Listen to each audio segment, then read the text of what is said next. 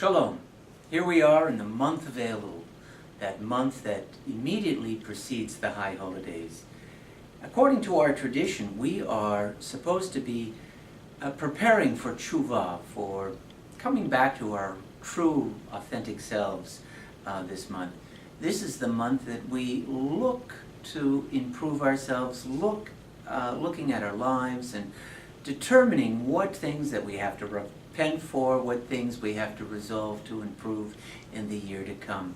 There's a custom in Judaism that during the month of Elul that we are supposed to go to the people with whom we spend the most time, people we work with, people we live with, and to apologize to them for wrongs that we may have committed. Deeds and words that we regret having said or done. And we also repent for things that we didn't know that we had done. We ask the people we live with and we ask our colleagues if we have offended them to please tell us how. And we learn something about ourselves, and this gives us a chance to apologize and to resolve to be better people in the year to come. There's also a law in Judaism that says that if someone comes to you and apologizes, you are obligated to accept their apology. So remember that. If someone apologizes, do not hold on to grudges, do not hold on to resentments. Forgive the person and to get on with your life. Well, this week's Torah portion is Tavo, and I want to draw your attention to verses 17 and 16 in the 26th chapter of the book of Deuteronomy. Something very interesting. I'll read it in the Hebrew, and then I will read it to you in English. Et Adonai he'emarta hayom lihiot lacha le'elohim la'lechet b'drachav v'lishmor chukav u'mitzvotav u'mishpatav v'lishmor b'kolo.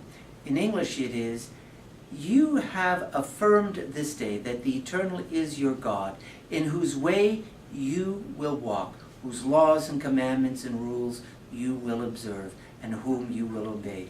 And in the Hebrew it says, Va'adonai he'amircha hayom lihiot lo la'am skula, kasher diber lach v'lishmor kol mitzvotav. And here we have something rather interesting. In both verses, we have a word that is used only in these two verses. No other parts of the Torah will we find the use of this particular word. In verse 17, it is he'emarta, and it comes from the Hebrew root aleph mem resh. When you see the word, any word with those three consonants, you know that it has something to do with saying something. Omer means, or ani omer means I'm saying.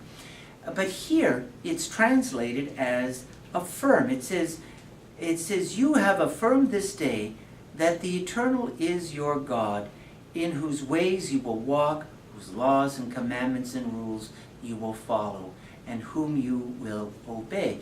He'emir, in this case, it is translated as affirmed. You have affirmed that God will, that the Eternal is your God. Now, I have found two other meanings of this word besides affirm. It also can be translated as distinguish, and it can also be translated as to single out in a positive sense. There's an Arabic word, I understand, that's very similar to this, that means when a man chooses a woman for his wife. In a sense, it means to choose. And so we have it here that the Jewish people chose the Eternal as their God. And how did they express choosing God as, or the Eternal as their God?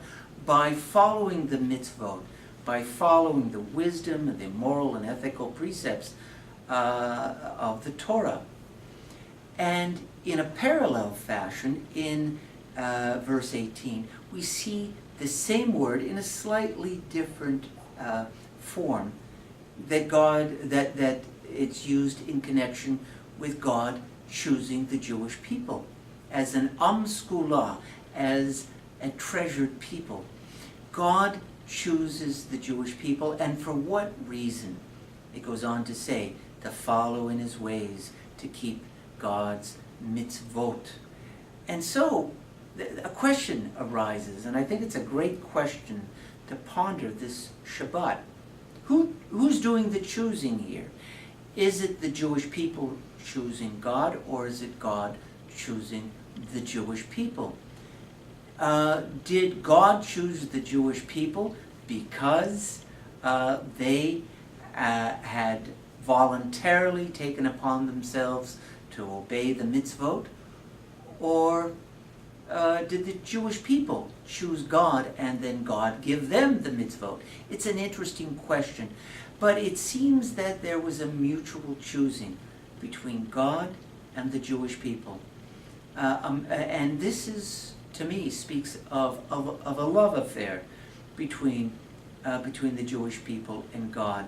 And the way that that love affair is expressed is in the Jewish tradition, in the mitzvot, the mitzvot that speak of keeping the Sabbath and treating each other in a compassionate and just way, and a whole other array of rituals and ethical precepts. So discuss this, think about this, ponder this idea, and I will see you next week. Shabbat Shalom.